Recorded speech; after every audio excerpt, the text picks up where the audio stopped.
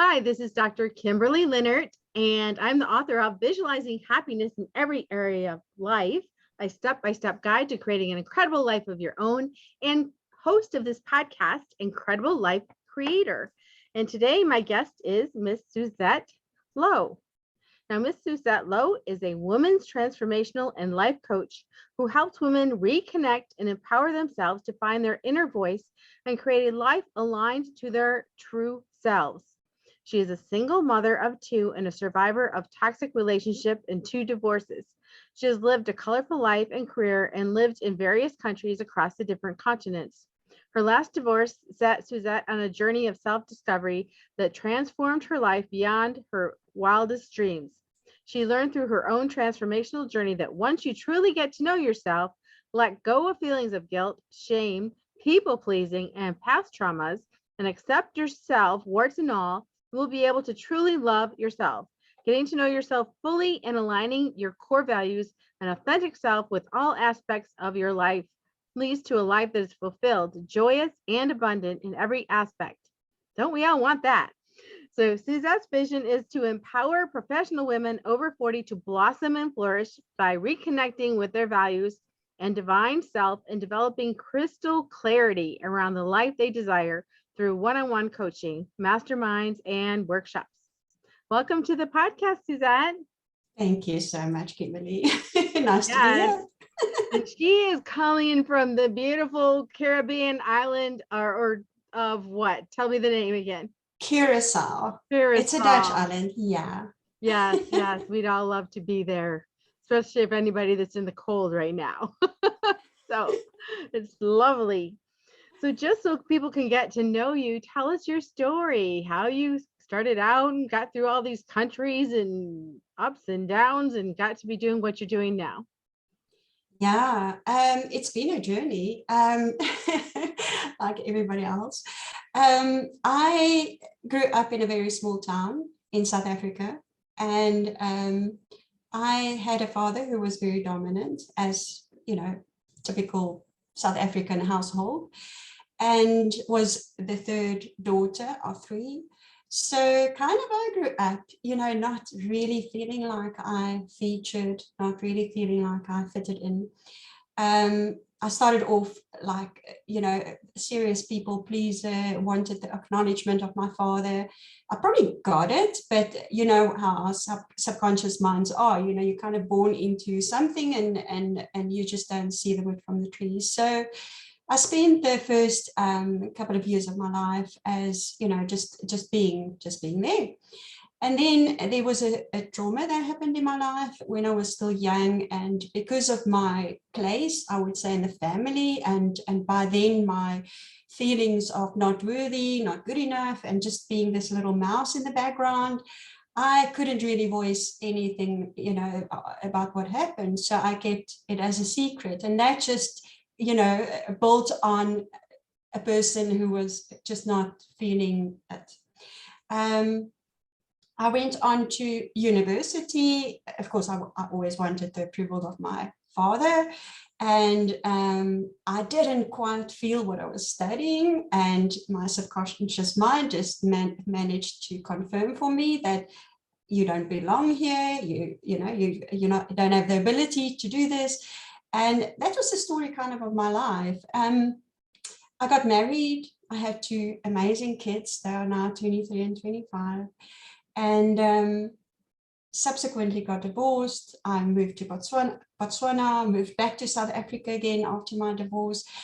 And in terms of career, yeah, colorful is not the word. I never really knew myself. And that, in retrospect, I now look back and I realize that there was always something missing. There was always that search for more and search for more meaning and whatever. And I couldn't pinpoint it at that point in time.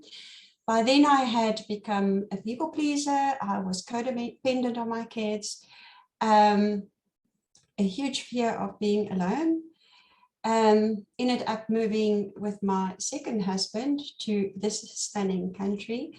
And it was the best and the worst time of my life as well. When I was alone, my kids stayed behind in Cape Town. And things deteriorated to the extent where I walked out, and I was now alone. Biggest fear. And from there I had to pivot, Kimberly, and I was a royal mess. It was like that like really low point of, okay, now I have no idea who I am. I don't know what my future is like. I don't even know whether I should be on earth. What's my purpose here? Why am I here? Kind of, would anyone even miss me if I'm not? And my family supported me tremendously. And I then started, well, I actually went online to find a business opportunity, because I started, like immediately I needed to find something. And through this kind of online business opportunity, there was a part of it that was very focused on self-development. And that was in the end the biggest attraction for me of this thing, because I realized, okay, you know what, there's work to be done here. I didn't love myself. I didn't accept myself. I was just, I lost myself. And so from there onwards, I just completely immersed myself in studying. I realized, okay, forget about the degree. I mean, there's a lot to be learned here. And I love this kind of stuff. So I learned a heck of a lot about the subconscious mind, how the mind works. I got to a point now where I fully love myself, fully accept myself. I'm confident in who I am. And that is what I want. I want other women to experience the same. And that's why I'm here, wanting to empower women to have a full understanding of it's inside of you. First of all, you've got everything that you need, and there's always hope, and there's always a way out. Yeah. Wow. So you said a lot in that short slash long story. So, so many women grow up with some type of daddy issue, if you will. Sometimes it's because the dad's not there. Mm. Sometimes it's because he's there but still absent. And sometimes it's just the dad doing the best they can, but their personality type is just not warm and fuzzy, or they don't really know how to express love to their daughter. And that doesn't always happen, but it happens in those times, a lot of times when, women are having these issues. And even the most loving fathers sometimes can be at a loss to how to communicate with the daughter. They can communicate with their sons, but how do I communicate with the daughter? And it can also be just the daughters misinterpreting the fact that they're not loved when they really are loved, or they're not accepted when they really are accepted. So when you're working with your clients and that these kind of issues come up, how do you kind of help them transform that or heal those areas?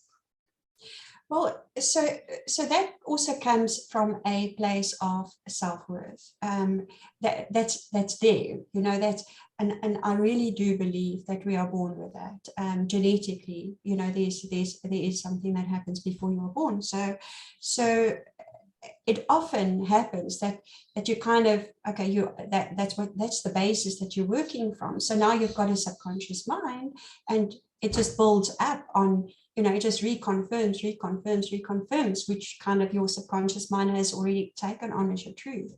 So the reality is we've got to go back, you've got to go back and reestablish the wiring and change the stories, because these are stories that we've built over the years. And just getting used to a new story and challenge them, and like, okay, so you thought that your father didn't accept you. Do you believe now that that was the case? And in many instances, you would get to a no, it was actually not. It was just the kind of glasses that I was looking through. So yeah, we've got those stories. I mean, it's not only about our fathers, it's about everything. Yeah, but about anything, exactly. And I don't remember who it was, but you might know since you're in self-development. There's somebody that said, when something comes up that is causing an upset in your life, ask, is it true? Yes. Just ask, is it true? Yeah. And a lot of times your gut will tell you, even though your mind is saying it's true, your gut says, no, that's Yeah. really not true. So what is true? Yes. Yeah. Yeah. And just changing the story. But a lot of that also comes down to, we never get taught as kids how to connect with our true selves, how to connect, who is this person inside, you know? So we, our subconscious mind takes on all these stories that's actually not integrally true to us, to, you know, so we kind of end up feeling lost. And I think if you've got an opportunity later on in your life and you are able to figure out exactly, okay, this is the person, then you can start confidently start challenging your beliefs, the beliefs that doesn't serve you. Mhm. That's powerful. It is powerful. So most of the time when we first start on a journey like that, like if someone comes to you and they want to start kind of unboxing some of these feelings, stories, it's so easy for them to either deny, like, I'm fine, Mm. or I don't have stories. It's all true.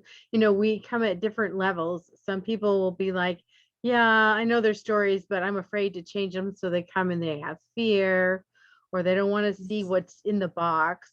I mean, so Yeah. when you're working with people, where do you start with them?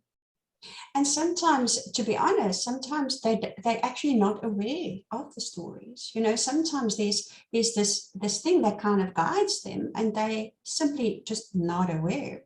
Mhm. So what I do is I start from the basics, and I really do believe that's the basis of everything, is figuring out who you are.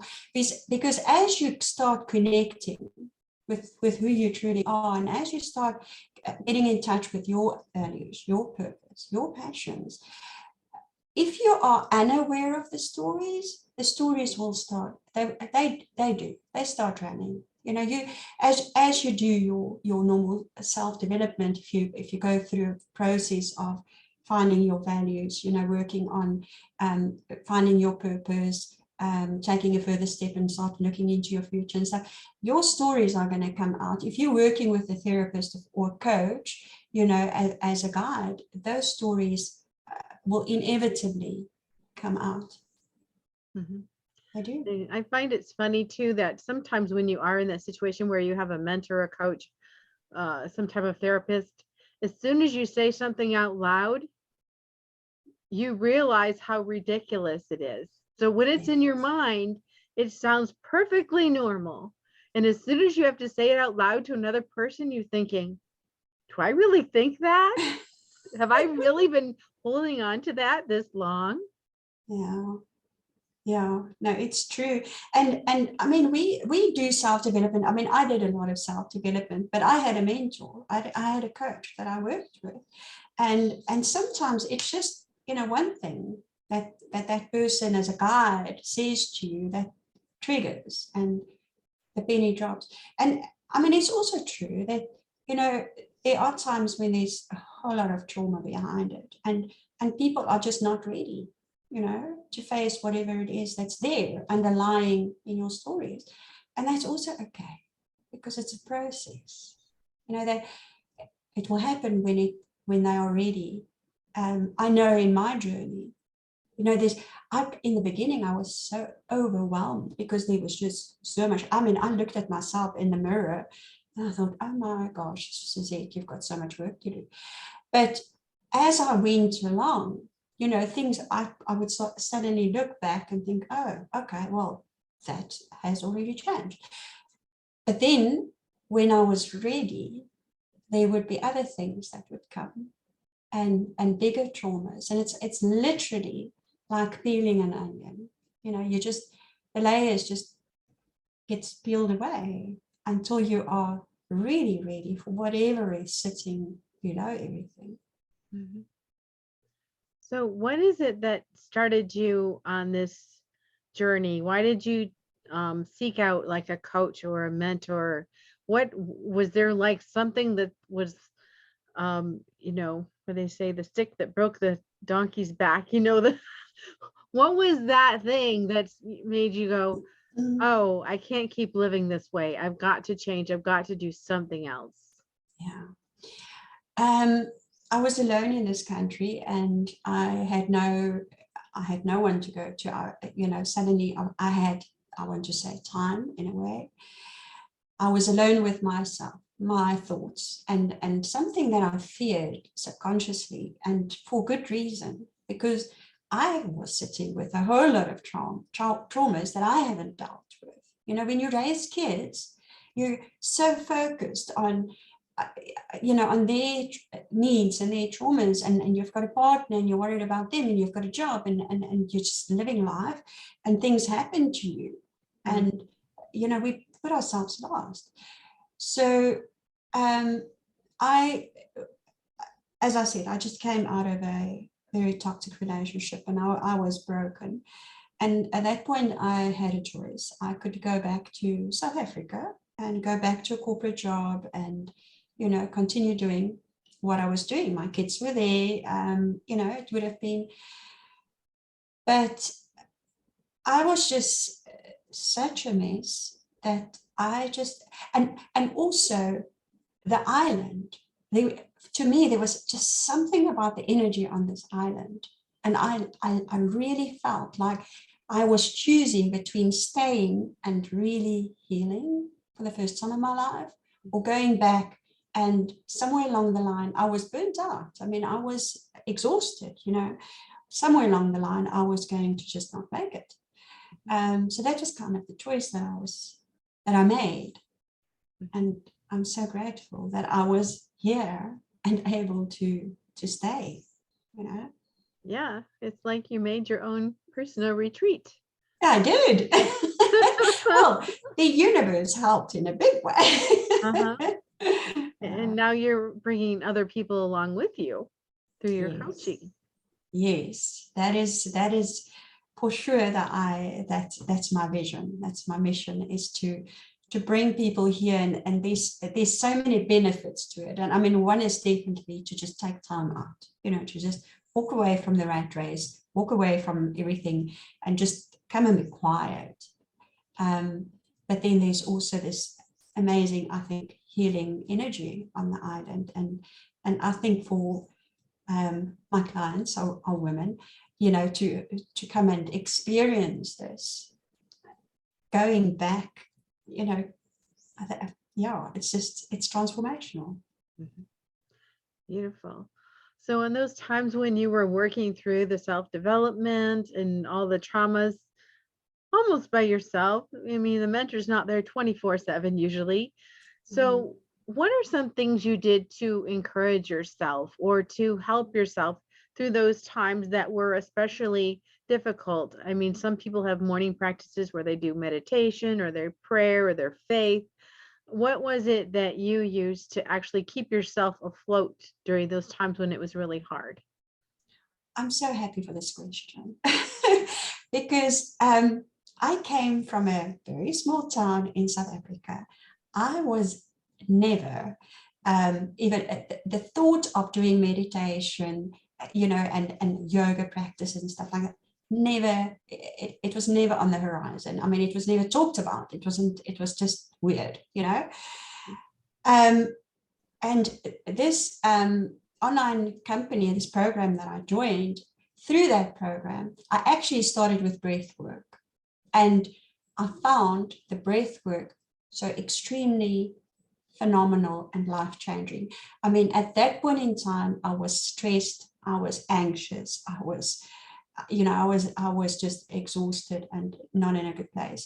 So the breath work started calming me down into a place where I could literally start, things started becoming a little bit more clear, became a little bit more creative. I then started doing yoga, which was also new. So I experienced so many news. I mean, I made a joke at some stage, think, come to Curacao and, the life of first, experience the life of first, because everything was at first, even driving on the wrong side of the road at first. So I started doing yoga, which was new to me. I started exercising because I realized, that is, but through this, there was always a process. And I mean, I talk about the universe. To me, I was on a phenomenal journey. Like every book that I read was exactly what I needed at that point in time. It was just like that. And yeah, and there were books that suggested, you know, if you want to lift yourself, start doing gratitude. Gratitude was a huge part of my daily routine. Put a smile on your face very first thing in the morning. It changes the tone for the day. And then, of course, meditation. I did a lot of meditation in the end, guided meditation, particularly in terms of forgiveness, myself, and being forgiven, and forgiving, you know, people that hurt me. So that was huge, and I did most of that through guided meditations, but it was just it was amazing. But yeah, just getting busy and keeping my mind busy. And as I said, I did a lot of studying. I did many courses. I ended up doing NLP. I did happiness and habits course. I did Mind Valley. I did a few. I was like the sponge. It was like this Pandora's box. It just opened. It was like, okay. Which is wonderful, because I'm in the therapy space, so I've had to learn things in all areas: nutrition, emotional, physical, brain work. And the thing is, you think, oh gosh, why do I need all these different things? But the things that you're seeking after to enhance your life, when you start working with someone, you have all these tools in your toolbox. And so you can look at them and say, oh, okay, I see where you are. I have just the perfect, here's the tool. I have just the perfect tool for you. Let's start with this one. You know, you have a tool based on where they're at and where they're starting. And, you know, that helps them to easily just glide into the healing instead of abruptly. Right. Yes, like, Yes. And I mean, not everything works for everybody, you know, so you kind of have to have like quite a box. Yes, you really, really do. What are some of the things that you've used, some of your tools that you've used that have really helped people? For sure. I mean, okay, so I've got a few exercises, of course, in my programs where, you know, finding yourself, finding your purpose, figuring out, you know, what your goals are, and practical things. And then there's more practical things like daily things, you know, look at your habits, look at what do you do first thing in the morning.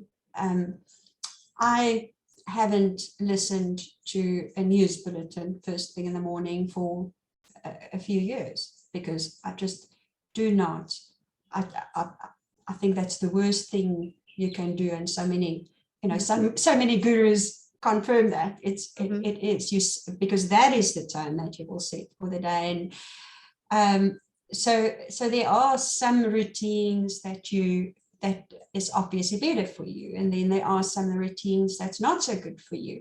But then you do have clients who kind of need to listen to the news, you know, in the mornings. I mean, they, you know, it's just part of what they need to do. So kind of, okay, now you've got to kind of protect yourself against what it is that you hear. So it's fine, then listen to the news if that is part of your business and you have to do that. But you know, just calm your mind afterwards, you know, because you're not only taking in what you should be taking in, you know, you're taking in a whole lot of negative energy. And just tools in terms of anxiety and stress, you know, just breathe, you know, just breathe and calm your mind. If something happened on the way to work that upset you, you just ground yourself again. Because if you're not going to do that, that's probably going to set the tone for the day. And that's, you know, we have days like that, isn't it? Like step on the cat's tail first thing in the morning, and that is just, that's how the day goes, isn't it? Exactly. You wake up, stub your toe. Oh, that could be a rough day. You wake up and start saying what you're grateful for, and then slowly, carefully get out of bed and flow, you know, a whole different day. No, for sure. It is, there are a few things that we can do. Yeah. Yeah. So what are some of the books that you recommend to people, or books that you've read that they're just like at the top of the list of like, everybody should read this? Wow. Okay, apart from the fact that I don't have a great memory, but Mel Robbins' Start Here is really powerful. I don't know if you've heard of Peter Sage. He's not extremely well known, but I love him to bits. And he wrote a book called Inside Track. And that was a book that he wrote because he found himself in jail. And the story is around two men behind bars. One sees mud and one sees stars.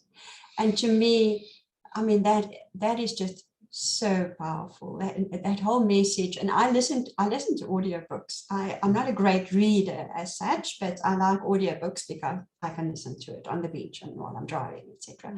So, and he narrated that particular book on audio, on Audible. So that I really, really enjoyed. And then, of course, The Monk Who Sold His Ferrari. I mean, that's powerful. The Power of Now, powerful. Yeah. So yeah, the power of the subconscious mind. I mean, that was powerful. I was almost not ready when I read that. I was almost not ready actually to go there. But yeah, it helped me to have a better understanding of the subconscious mind. So yeah, there's a few. Beautiful. There's more. And as you've gone through this journey personally, how has that changed your relationships with others? Oh, Kimberley, it's mind-blowing. You know, we think that when we are people pleasers and, you know, we're these caring people and we are empaths and, you know, that's what we need to make our relationships work. And it's not. We're not, that's not it. That's not the be all and end all. And I mean, to me, well, my relationship particularly with my daughter, my son, you know, boys, they just, you know, anything goes. But daughters are much more sensitive. And I have to be honest, my relationship with my daughter was not in the best of places when I came to Curacao. And I mean, my journey have done that to our relationship. And you know, the less I became a people pleaser. And this is what happens when you are people pleasing, you're not authentic. You cannot be authentic at the same time. And when you in your relationships, when you're not authentic, people know. There's that thing. So there was a time in my relationship with her when I kind of felt like I had become like a disabled kind of mother. You know, I didn't know how to act and behave in front of her because I was also on top of that sitting with guilt and shame, which I haven't dealt with. And I mean, you know, that changes your whole persona and it changes your behavior and it changes how you think. And you cannot be authentic. So when I turned around and I started truly accepting myself, letting go of the guilt, letting go of the shame, and definitely letting go of the people pleasing, and really got to know myself and started loving myself. You know, it sounds so selfish, not like you love yourself. No. Started putting myself first. You know, that is when my kids and my family saw the change. It's like, wow, because I became authentic. And I think that's the message, you know. Love yourself first. Absolutely. Yeah. And who doesn't want that? We all want to feel good about ourselves and feel like we're actually able to pursue the things in life that we love. And of course, we always want to be helpful when we can, but to be helpful to the point where we're putting our own needs on the back burner is not healthy. Absolutely not. And it sets a terrible, terrible, terrible example for our daughters. And because that is what they're going to become. And it's a vicious cycle. So you've got this whole society of saying, I'm not important. Not nice. Mm. No, I mean, I said to someone the other day, and I mean, it's true. We know this. You know, the only person that's going to be with you from the moment you open your eyes until the moment you close your eyes is you. You. So treat yourself as your best friend, as your sister. You know. That's We don't do that. great advice. We could just end now. that is the best. Yeah, just be your own best friend. I love that.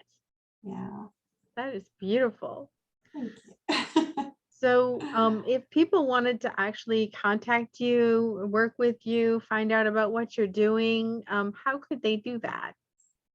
Oh, they can do it. I'm everywhere. I'm on Facebook, I'm on TikTok, I'm on Instagram, I'm on LinkedIn. I now joined Pinterest. I have no idea what I'm doing there, but yeah. So I do have a website. It's called I Am Life Coach, one word, .co. And I've got an email, which is Suzette at iamlifecoach.co. Yeah, and otherwise Facebook, I've got a group on Facebook, Women Empowering Women, because that's what it's about. It's not about, sorry, I'm deviating. It's not about, you know, women against men, you know, and women's rights and rah kind of. It's really truly about us just stepping into our own true power and just being true to who we are. And we don't have to become this masculine, you know, whatever person. We can for sure lead with our hearts, with care, with love, you know, and that's what it's about. Beautiful. So do you work with people in groups usually, or one-on-one, or both? I do both. Yeah, I do both. Yeah, I'm in a process of launching a new program now, but yes, I can do both. Beautiful. And I also do a bit of public speaking. Okay. So, I want to ask you a personal question. So at this point, what gives you the most happiness and fulfillment in your life? Sure. That's a loaded question, because happiness and fulfillment, I had a phone call with my daughter a few hours ago. And you know, when they're happy, we are happy. I mean, when they are happy and sorted, it puts a smile on my dial.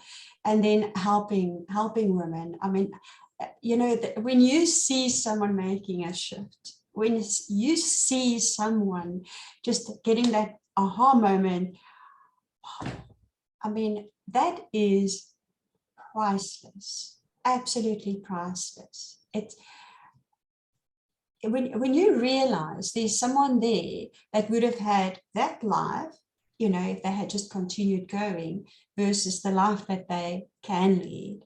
I mean, that makes everything worth it. It's amazing. Sure is. Well, thank you so much for being on the podcast today, and going to those deep places where sometimes it's uncomfortable, but we need to go. Yeah. I really appreciate everything you shared. Thank you, Kimberley. Thank you so much for having me. I really, really appreciate you too, and for doing this. Wow. Thank you. Well, thank you. So I have one last question before we finish. What is your best advice on living an incredible, amazing life?